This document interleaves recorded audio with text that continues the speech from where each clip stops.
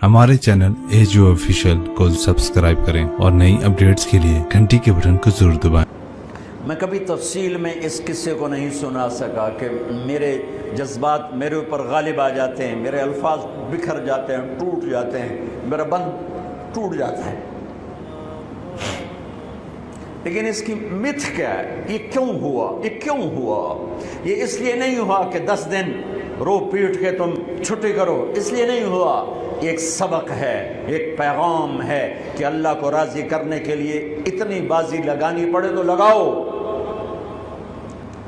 भूखे प्यासे, ये गर्मी के रोजे आते हैं, 12 घंटे प्यास में आदमी तड़प के रह जाता है। तुम्हें खबर है मेरे नबी की औलाद 72 घंटे प्यासे। प्यास की शिद्दत, पानी का कतरा नहीं, और आगे इंसान की शक्ल में दरिंदे खड़े हुए हैं। जब सारे जान निसार शहीद हो गए, थोड़ा सा सुना भी देता हूँ। जब सारे जान निसार शहीद हो गए तो पीछे अहलुल बैत रह गए। अहलुल बैत, सबसे पहले शहीद का नाम बताता हूँ, मुस्लिम बिन औसज, जो इमाम साहब के, इमाम अली मकाम के काफिले में जो पहले शहीद हैं, मुस्लिम बिन औसज। और उनकी तरफ से जो 2 पहले कत्ल हुए, सालिम और यसार, और उनको कत्ल करने वाले थे उबैदुल्लाह बिन उमैर अल-कल्बी। एक इब्ने ज़ियाद का ग़ुलाम था, एक रबिया बिन ज़ियाद का ग़ुलाम था।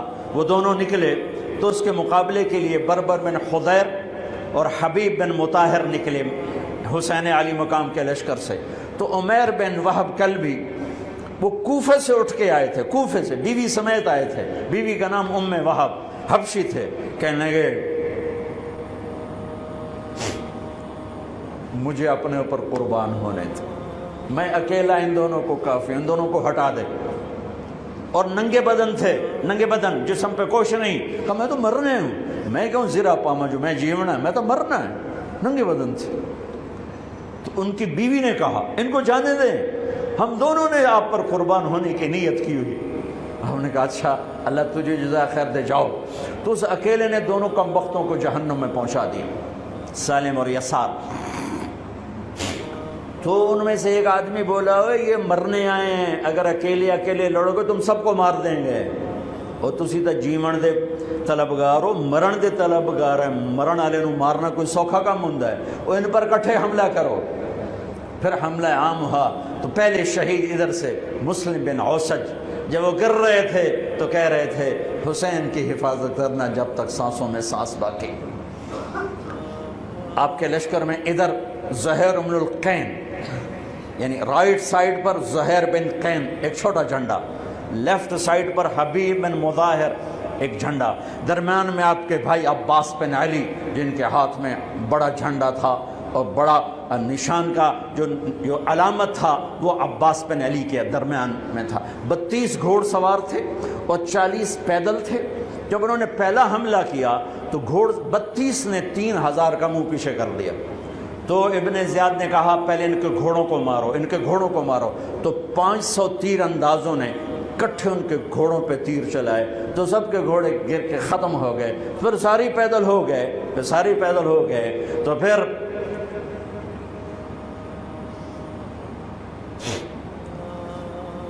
मैं अटक जाता हूँ, इसलिए फिर मैं आखिर में जा बीच में ज़ुहैर की शहादत सुना दूँ। ज़ुहैर इब्नुल कैन, जब नमाज का वक्त आया, ज़ुहर का वक्त दाखिल हुआ, तो आपने इशारा किया ज़ुहैर ये शिमर से कहो नमाज पढ़ने दे, नमाज पढ़ने दे। हाँ, अगर 1439 साल में नमाज की माफ़ी होती तो अहले करबला को होती। लेकिन हुसैन ने सजदे में सर रख के बतलाया कि नमाज नहीं छूट सकती, सर कट सकते हैं। तो उन्होंने आगे होकर कहा कि भाई नमाज के लिए जंग रोको। तो कूफी लश्कर का एक सरदार था हुसैन इब्न नुमैर, اس نے کہا تمہاری تو نماز قبول ہی نہیں ہوتی. تو انہوں نے کہا لعنت تجھ پر تیری نسلوں پر، جس گھر کی تو فعل نماز ملی انہی کی نہیں ہوتی اور تمہاری ہوتی ہے. تو واپس آ کر کہنے لگا کہ وہ نماز کی اجازت نہیں دے رہے. فرمایا نماز تو نہیں چھوٹے گی نا. یہ فیصلہ آباد والوں کو نہیں، 7 بر اعظم کے ایمان والوں کو پیغام ہے کہ زیر خنجر بھی یہ پیغام سنایا ہم نے. نماز نہیں چھوٹ سکتی، نماز نہیں چھوٹ سکتی. اللہ کی قسم کوئی مسئلہ نہیں تھا اگر یہ چھوڑ دیتے. جنگ سے پہلے آنکھ لگ گئی، آنکھ کھلی تو ہنس پڑے. بہن نے پوچھا اے کیڑا ہاسے دا ویلا ہے، موت سر تے کھلوتی ہے. فرمایا بہن ابھی اللہ کے نبی کو خواب میں دیکھا ہے، کہہ رہے ہیں بیٹا میں لینے کے لیے آ چکا ہوں. موجوں ہو گئی، لینے کے لیے آ چکا ہوں. چھوڑ دیتے تو پھر گلستان کالونی والوں کو بھی گنجائش مل جاتی، چھٹی جا سکتی ہے. 6 بر اعظم کے انسانوں کو پیغام دیا کہ ٹکڑے ٹکڑے ہو جاؤ، نماز نہیں چھوٹ سکتی. فرمایا آدھے نماز پڑھو آدھے جنگ کرو، صلاۃ خوف. آدھوں نے نماز پڑھی آدھوں نے جنگ کی. 15-20 تو پہلے شہید ہو چکے تھے. پھر آدھوں جنہوں نے نماز پڑھی تھی انہوں نے جنگ کی اور دوسروں نے جا کے نماز ادا کی. عصر سے پہلے سب. جب زہیر گرنے لگے تو انہوں نے حضرت حسین کے کندھے پر یوں ہاتھ مارا. گرتے گرتے اقبل ہدیت ہادیا مہدیا اليوم تلقى جدك النبي حسنا والمرتضى عليا والشهيد الجعفر الكمية وأسد الله المحيا. ہاں آگے بڑھ، تیرے لیے تیرا نانا پھولوں کے ہار لے کے کھڑا ہوا. آگے بڑھ، آج تیری ملاقات کا دن ہے. آج تو اپنے بھائی حسن سے ملے گا، باپ علی سے ملے گا، چچا جعفر سے ملے گا، اسد اللہ حمزہ سے آج تیری ملاقات ہے. ان اشعار کے ساتھ آپ نے جان اپنے اللہ کو سپرد فرمائی. جب سارے جان نثار ختم ہو گئے، اب اہل البیت کی باری آئی ہے. تو سب سے پہلے آپ کے بیٹے علی الاکبر نے تلوار اٹھائی گا. ابا جان آپ سے پہلے مرنا چاہتا ہوں، آپ کو مرتا نہیں دیکھ سکتا، آپ سے پہلے مرنا چاہتا ہوں، مجھے اجازت دیجیے. ہم نے کہا بڑھو اللہ کے نام پر، جا ملو اپنے اجداد کے ساتھ. تو بڑے حسین تھے علی الاکبر، جس طرف گئے وہ آگے آگے، کوفی آگے آگے، یہ پیچھے پیچھے. تو 1 اور 3,000 کیا مقابلہ تھا. آخر خاک و خون میں لوٹائے گئے، تڑپ کے گرے. تو پھر حسن کے بیٹے قاسم کا چچا، میں نہیں جانا، اس قافلے میں، اس حسینی قافلے میں اہل البیت کو 17 قتل ہوئے. ان میں سب سے حسین قاسم تھے، قاسم بن حسن. قاسم بن حسن جب ان پر تلوار کا وار پڑا تو ان کا ہاتھ کٹا اور نیچے گرے. تو انہوں نے کہا یا اماں، ہائے چچا. تو حضرت حسین زخموں سے چور ہو چکے تھے، لیکن اس سے بجھتی شمع بھڑکتی ہے. اب زخمی شیر کی طرح لپکے اور کائی کی طرح مجمع کو چیرا. جب وہاں پہنچے تو وہ ایڑیاں رگڑ رہے تھے اور خاک و خون میں لت پت تھے. تو اٹھا کے سینے سے لگایا. ان کی آخری ہچکیاں ان کے سینے پہ ختم ہوئیں. کہنے لگے بھتیجے آج تیرا چچا بڑا بے بس، آج وہ تیری مدد کو نہیں آ سکتا، لیکن ایک دن آنے والا ہے جب تیرے نانے کی عدالت میں فیصلہ ہوگا. پھر ان کی لاش کو اٹھایا.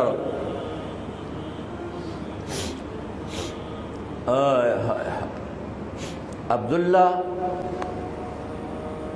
بن حسن، ابو بکر بن حسن، قاسم بن حسن، علی بن حسین لاشیں پڑے ہوئے ہیں.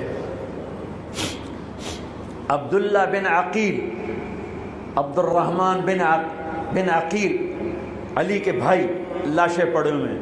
اپنے بھائی عباس بن علی، محمد بن علی، عبداللہ بن علی، عثمان بن علی، ابو بکر بن علی اور حسین بن علی، 5 بھائی پہلے لاشیں پڑے ہوئے ہیں۔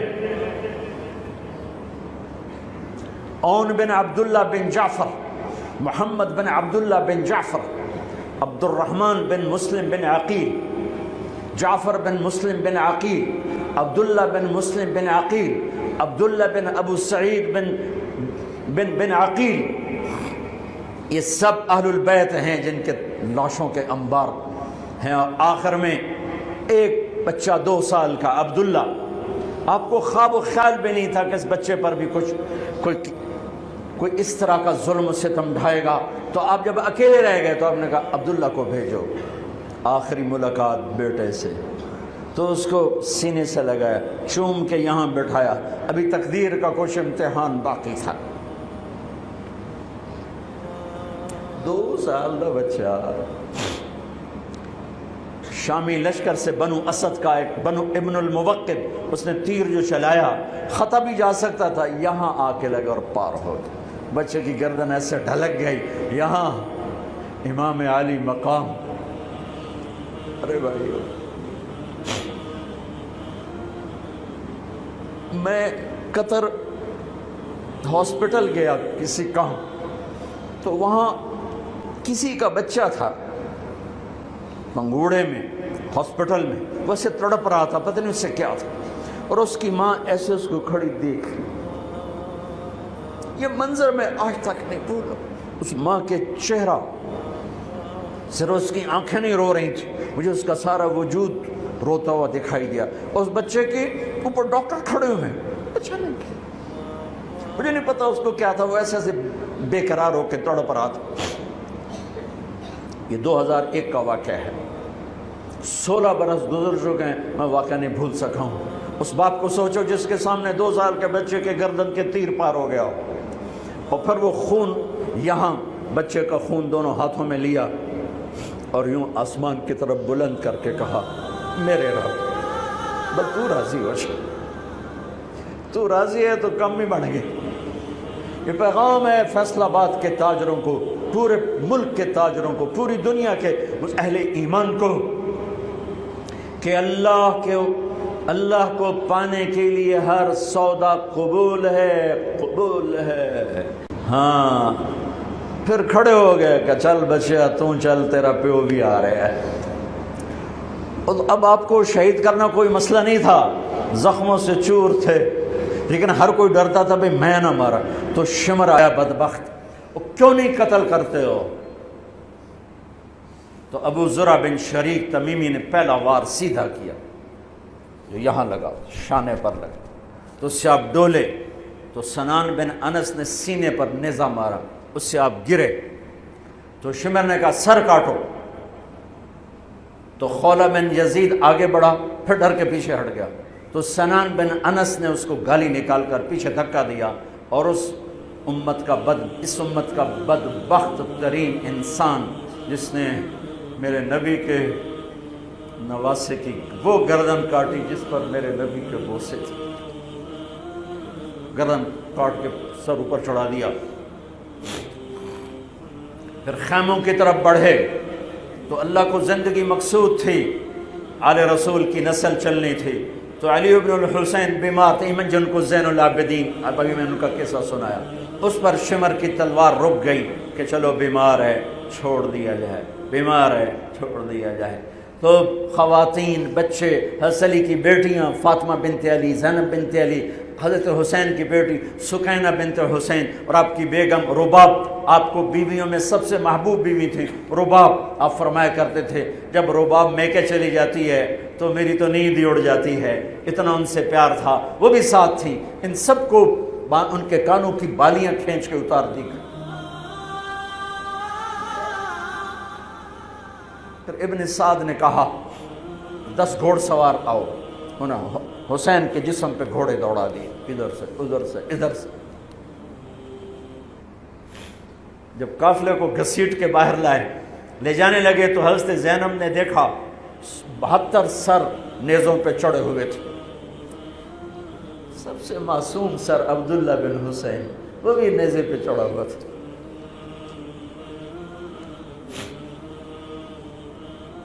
ہم نے کربلا کو افسانہ بنا دیا، یہ کمائی کا ذریعہ بنا لیا۔ یہ ایک پیغام ہے طبقات امت کے لیے، مت ضمیر بیچو، مت ضمیر بیچو۔ ٹکڑے ٹکڑے بدن، تو حضرت زینب کی زبان سے چند الفاظ نکلے جنہوں نے، آپ حیران ہوں گے، کوفی لشکر والے رونے لگے جو ابھی قتل کر رہے تھے، ان کی آنکھوں میں آنسو آ گئے۔ وا محمدا وا محمدا،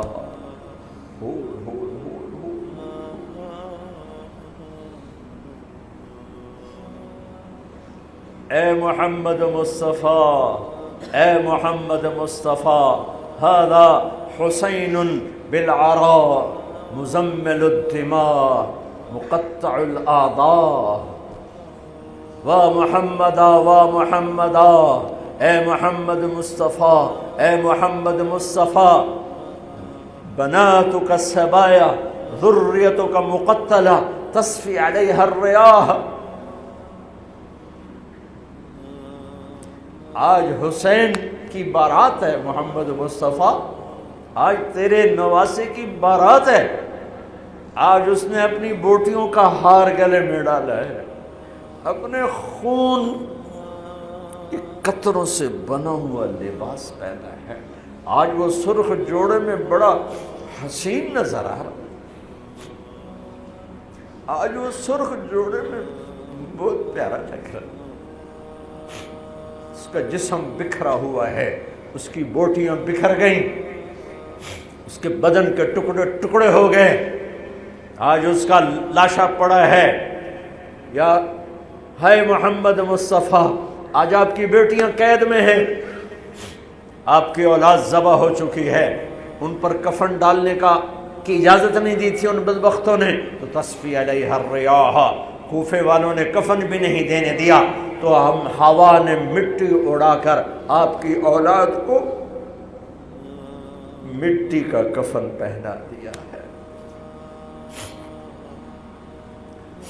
ہاں، یہ کٹا ہوا سر پھر صرف حسین کا ابن زیاد کے سامنے پیش کیا گیا، تو اس نے منہ پہ چھڑی ماری، پھر چھڑی ماری، پھر کہنے لگا میں نے ایسا حسن نہیں دیکھا کہ مر کے بھی چہرہ مسکراتا چمکتا ہو۔ تو حضرت انس نے کھڑے ہو کر کہا او ظالم، یہ چھڑی یہاں سے ہٹا، نہ کر، میں نے ان ہونٹوں پہ اللہ کے نبی کے ہونٹوں کو لگتے دیکھا ہوا ہے، نہ کر۔ کہنے لگا تو بوڑھا نہ ہوتا تو میں تیری گردن اڑا دیتا، تیری عقل خراب ہو گئی ہے، تو میں میری نہیں تیری عقل بگڑی ہے، آنے والے دن تو دیکھے گا تیرے ساتھ کیا ہوگا۔ پھر یہی سر یزید کے سامنے رکھا گیا، اس نے منہ پہ چھڑی ماری، تو زید ابن ارقم کھڑے ہو گئے، کہنے لگے نہ کر، میں نے ان ہونٹوں پہ نبی کے ہونٹوں کو لگتے دیکھا ہوا۔ میرے بھائیو، نماز کا وقت قریب ہو گیا، بلکہ میں نے زیادہ وقت لے لیا ہے، میں کسی کی تفصیل تو زندگی بھر کبھی نہیں سنا سکا، اشارے کر دیتا ہوں، پڑھو اس کو، پڑھو، خود پڑھو، پیغام لو، پیغام لو۔ ہے ظلم کا ساتھ نہیں دیا، جھوٹ کا ساتھ نہیں دیا، ذبح ہو گئے نسل سمیت، بچوں سمیت، پوری دنیا کے تجار کو پیغام ہے، جھوٹ سے بچ، خیانت سے بچ، سارے دفتر والوں کو پیغام ہے، رشوت سے بچو، رشوت سے بچو، ظلم و ستم ڈھانے سے بچو، ساری دنیا کے، میرے ملک کا ایک ایک طبقہ ضمیر بیچ کے سویا ہوا ہے، جہاں انصاف دینے والے بک جائیں، جہاں جج کے قلم کی قیمت لگے، جہاں جس دیش کے جج کو خریدا جا سکتا، جس کے قلم کو خریدا جا سکے، جس دیش کے وکیل کو خریدا جا سکے، جس دیش میں جھوٹے مقدموں کی بھرمار ہو، جس دیش کا ڈاکٹر مریض کو مریض نہ سمجھے، گاہک سمجھے، اور مرتے کی کھال اتارے، مرتے ہوئے کی کھال اتارے، جس دیش کا وکیل خود ایک مافیا گروپ بن چکا ہو، جس دیش کا، میں وکیلوں کا رونا کیا روں، میں ججوں کا رونا کیا روں، میرے دیش کا تو ریڑھی والا بھی ظالم ہے، مزدور بھی ظالم ہے، غریب بھی ظالم ہے، مالدار بھی ظالم ہے، ظلم کے اندھیروں میں دیش ڈوبا ہوا ہے۔ میرے بھائیو، ہمارا نیا سال شروع ہو چکا ہے، اور ہم توبہ کریں اللہ کی بارگاہ میں۔ میرے بھائیو، میں بہت دہراتا ہوں اس بات کو، جس فرد میں، جس قوم میں، جس دیش میں، جس خاندان میں، جس معاشرے میں ظلم ہوگا، جھوٹ ہوگا، دھوکہ ہوگا، وہ تباہ ہو جائیں گے، چاہے مسلمان ہیں چاہے کافر ہیں۔ جس دیش میں، جس قوم میں، جس ملک میں، جس معاشرے میں، جس فرد میں سچائی ہوگی، انصاف ہوگا، دیانتداری ہوگی، اللہ ان کی حفاظت کرے گا، عزت دے گا، چاہے مسلمان ہیں چاہے کافر ہیں۔ دنیا کی عزت ضرور ملے گی، کفر کے ساتھ ملے گی، کہ سچائی، دیانتداری، عدل و انصاف پر اللہ سایہ کر دیتا ہے، چاہے کفر ہے چاہے اسلام ہے، موت تک۔ کافر ہے تو موت تک، موت کے بعد ایمان کا فیصلہ ہے، لیکن اگر ایمان ہے تو یہ جہان بھی بن گیا، وہ جہان بھی بن گیا۔ یہی فیصلہ بات کی بات ہے۔ میں صبح نکلا، سیر کر کے واپس آ رہا تھا، مجھے دور سے ایک ریڑھی والا نظر آیا، سفید داڑھی، پگڑی، تو مجھے بڑا اچھا لگا کہ عام طور پہ ریڑھی والوں کا یہ حلیہ نہیں ہوتا ہے، تو لہٰذا دور سے میری نظروں میں جچ گیا۔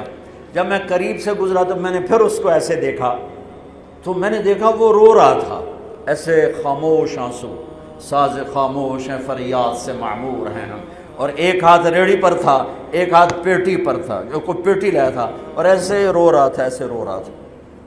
تو میں رک گیا، میں نے کہا بزرگو خیریت تو ہے، آپ کیوں رو رہے ہیں؟ تو اس نے مجھے کوئی جواب نہیں دیا، اس نے پیٹی ایسے اٹھا دی میرے آگے، تو وہ پیٹی سیب کی تھی، اس کے اوپر سیب ٹھیک تھے، نیچے سارے گلے ہوئے سیب تھے، تو سارے سیب ایسے بکھر گئے۔ یہ پیٹی میں سیب بھرنے والا نہ تو وکیل ہے، نہ تو ڈاکٹر ہے، نہ تو بھوانے بازار کا تاجر ہے، نہ وہ سیشن کورٹ کا جج ہے، نہ وہ کوئی ڈی سی او ہے، نہ وہ کوئی تحصیلدار ہے، وہ مزدور ہے، غریب آدمی ہے۔ غریب کا ظلم بتا رہا ہوں۔ تو جب سیب بکھرے تو میں اس کو دیکھوں، سیبوں کو دیکھوں، مجھ سے کہنے لگا، کوئی اردو سپیکنگ تھا، پنجابی نہیں تھا، اردو سے کہنے لگا، بیٹا میں بہت غریب، اس کی بہت، پر جب اس نے زور ڈالا نا، میں بہت غریب، انہیں ایسے لگا مجھے کسی نے چھری سے میرا کلیجہ چیر کے ڈالا، میرے آنسو نکل پڑے، میں اب رو رہا ہوں۔ اس واقعے کو 30 سال گزر چکے۔ بیٹا میں بہت غریب ہوں، صبح منڈی جاتا ہوں، ایک پیٹی لاتا ہوں، شام تک بک جاتی ہے، بچوں کے لیے تازہ آٹا لے کے جاتا ہوں، آج کسی نے میرے بچوں کی روٹی مجھ سے چھین، آج کسی نے میرے بچوں کی روٹی مجھ سے چھین۔ اسی سیب کی پیٹی کو اب اوپر تک لے جاؤ کہ لوگ جانوں سے کھیل رہے ہیں، اپنی عزت اقتدار جھوٹی عزتوں کے لیے عزتوں سے کھیل رہے ہیں، جانوں سے کھیل رہے ہیں، حقوق سے کھیل رہے ہیں۔ یہاں ایسے ضمیر بکتے ہیں جیسے بھیڑ بکریاں بکتے، یہاں ایسے زبان کے بول بکتے، اے نہیں کسائیاں کول جاؤ تو بچ سری دے وے زبان بھی آیا تو سر بھی آیا، یہاں ایسے دماغ بکتے ہیں جیسے بکرے کی سری بکتی ہے، ایسی زبانیں بکتی ہیں جیسے بکرے کی زبان بکتی ہے، ایسے ضمیر کے سودے ہوتے ہیں جیسے بھیڑ بکریوں کے سودے ہوتے ہیں۔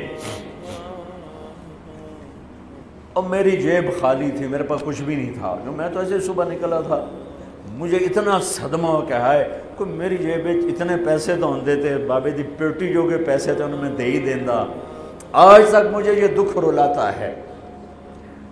پھیلا دو سارے پنجاب سے، وہ کراچی سے لے کر خپلو تک، گلگت تک، سب کچھ یہی ہو رہا ہے. روتے ہیں حسین کو، کھڑے ہوئے ہیں یزید کے ساتھ. روتے ہیں آل رسول کو، کھڑے ہوئے ہیں شمر کے ساتھ، ابن زیاد کے ساتھ. ان مگر مچھ کے آنسوؤں کی میرے رب کی بارگاہ میں کیا قیمت ہے؟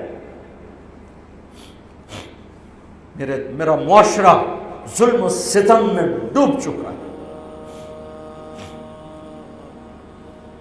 کہتے کہتے کہتے کہتے عمر بیت گئی. بھائیو جتنے بیٹھے ہو اتنے تو توبہ کریں ہم، کہ آؤ بھائی آج ہم اپنے اللہ کو راضی کرنا، اپنی زندگی کی منزل بنائیں، اپنی زندگی کا مقصد بنائیں. ظلم سے نکلو، جھوٹ سے نکلو، بہتان سے نکلو، رشوت سے نکلو، حرام سے نکلو، شراب سے نکلو، زنا سے نکلو، بدکاری سے نکلو، فحاشی سے نکلو، جوئے سے نکلو، جھوٹے مقدموں سے نکلو، جھوٹی گواہیوں سے نکلو. قتیبہ بن بکار کی مجلس میں مصر کا بادشاہ واز سنتا تھا. 18 برس آتا رہا، 18 برس، اور ہر سال 1000 دینار 1000 دینار ان کو گفٹ کرتا تھا. 1000 دینار کوئی 10 کروڑ روپیہ بنتا ہے. 1000 دینار. 18 سال کے بعد ایک فتوے پہ دستخط مانگے کہ یہاں سائن کر دیں. فتویٰ غلط تھا. انہوں نے کہا مولوی نو 18,000 دینار دیتے کیوں نہیں کرے گا؟ انہوں نے فرمایا یہ تو شرعن خلاف ہے، میں کیسے دستخط کروں؟ وہ کہنے لگا کرنے پڑیں گے. کہا میرا ضمیر نہیں تم ایسے خرید سکتے، میں نہیں کروں گا. کہنے لگا میرے 18,000 دینار واپس کر. 18,000 دینار اربوں روپیہ بن چکا ہے. انہوں نے کہا مولوی بھکھا ساڈا کھاوے تے ساڈے اگوں سر چاوے. کہنے گے ٹھیک ہے. گھر گئے، 18 تھیلیاں 1000 دینار کی. ان کے رسی بھی گرا بھی نہیں کھولی تھی. گرا پہ سرکاری مہر ہوتی ہے، وہ مہر بھی نہیں ٹوٹی ہوئی تھی. جیسی تھی ویسی لا کر اس کے سامنے رکھ کے کہا تو میرے ایمان دا مول اتنا ہی لایا اے 18,000 نکل جا میری مجلس سے جو کم وقت. تو نے مجھے 18,000 میں خریدنا چاہا، تو نے میرے ایمان کی قیمت یہ لگائی تھی. جیسے وہ پڑا تھا اس کے منہ پہ مار دیا. بھائیو ایسا اللہ سے ایمان مانگو، ضمیر مانگو جو اللہ پہ تو قربان ہو، لیکن ان سکوں پر نہ بک جائے، ان ٹھیکروں پر نہ بک جائے. نیت کرتے ہو سارے؟ توبہ کرتے ہو میرے ساتھ؟ کہو یا اللہ میری توبہ، پھر کہو یا اللہ میری توبہ، پھر کہو یا اللہ میری توبہ. پکی ہے تو اللہ کے ہاں قبول ہے، چونکہ میرے رب کو توبہ جیسے پسند ہے. سبحان اللہ. اور میری تمہاری تو عمر ہی کوئی نہیں ہے. میرا رب کہتا ہے میرا بندہ اتنے گناہ کر کہ زمین سے اٹھا کر آسمان کی چھت کو لگا دے، یہاں سے اٹھا کر آسمان کی چھت کو لگا دے، پھر صرف ایک دفعہ کہنا یا اللہ معاف کر دو، میں ساری معاف کر دوں. ہمارے گناہوں کی تو حیثیت کوئی. میں نے مانچسٹر میں بیان کیا، آخر میں ایسے توبہ کروائی تو ایک نوجوان آ گیا، لاہور کا تھا. کہا جی مولانا صاحب یہ گناہ معاف ہو گئے سارے؟ میں نے کہا ہاں. یہ توبہ پہ ہو گئے؟ واقعی ہو گئے؟ میں نے کہا بالکل. جی میں نے بہت گناہ کیے ہیں، سارے معاف ہو گئے؟ میں نے کہا بالکل ہو. جی میں نے بہت کیے ہیں. میں نے کہا بیٹا تیری تو عمر ہی کوئی نہیں، تو نے کتنے کیے ہوں گے؟ تو رب کی رحمت کو جانتا نہیں. ہمارے بر صغیر کا معاملہ ڈراتے زیادہ ہیں. اتنا اللہ سے ڈرایا کہ اللہ سے جدائی کر دی، اللہ سے ہی بھگا دی. ایک دفعہ ایک آدمی کہنے لگا تسی مولویاں ساڈے کولو ساڈا رب بھی کھو لیا. بہت مالدار آدمی تھا. ਤੁਸੀਂ ਮੌਲੀਆਂ ਸਾਡੇ ਕੋਲੋਂ ਸਾਡਾ ਰੱਬ ਵੀ ਖੋ ਲਿਆ, ਤੁਸੀਂ ਸਾਨੂੰ ਰੱਬ ਕੋਲੋਂ ਇਤਨਾ ਡਰਾਇਆ کہ ਅਸੀਂ ਉਹਨਾਂ ਨੇ ਐਵੇਂ ਪਤਾ ਨਹੀਂ ਸਾਡੇ ਨਾਲ ਉਸ کرنا کی.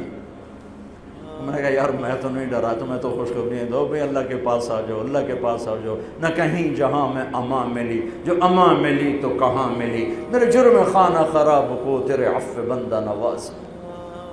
اور کوئی راستہ ہے؟ اللہ کو مناؤ. ایک بول پہ مانتا ہے, ایک بول پہ مانتا ہے, ایک آنسو پہ مانتا ہے, پھر ٹوٹ جائے پھر کر لینا, پھر ٹوٹ جائے پھر کر لینا. اور یہ تبلیغ کا کام, اس کو سیکھنے کی محنت ہے. اللہ ہمت دے تو ٹائم لگانا. نیا سال شروع ہو رہا ہے, کسی سے لڑے ہوئے ہو صلح کرو, کسی کا حق مار کے بیٹھے ہو واپس کر دو. نہیں کرنے کی طاقت تو جا کے معافی مانگ لو کہ جب ہوگا میں دے دوں گا, جب ہوگا میں دے دوں گا. کسی کے ساتھ بغض ہے دل کو صاف کرو, کسی کا نفرت ہے دل کو صاف کرو, کسی سے بائیکاٹ کیا ہوا ہے ابھی جا کے اس سے مل لو, اس سے ملاقات کر لو اور اس سے سینے سے لگا لو کہ نیا سال اس طرح شروع ہو کہ ہمارا دل پوری دنیا کے لوگوں سے صاف ہو. تو اللہ تعالیٰ بھی ہمارے گناہوں کو صاف فرمائے گا, معاف فرمائے گا. اللہ تعالیٰ ہمیں اور آپ کو عمل کی توفیق بخشے. جتنا مجمع آئے ہو, اگر نماز میں سستی ہے تو بھائی آج کے بعد نماز نہیں چھوڑ, ٹھیک ہے نا. اور ایک جھوٹ نہیں بولنا, سچ بولنا ہے, ٹھیک ہے. کسی کو دھوکہ نہیں دینا, دیانتداری سے کام کرنا ہے. یہ چند کام کرنے کے کام بن جائے گا, سنتیں ادا کرو.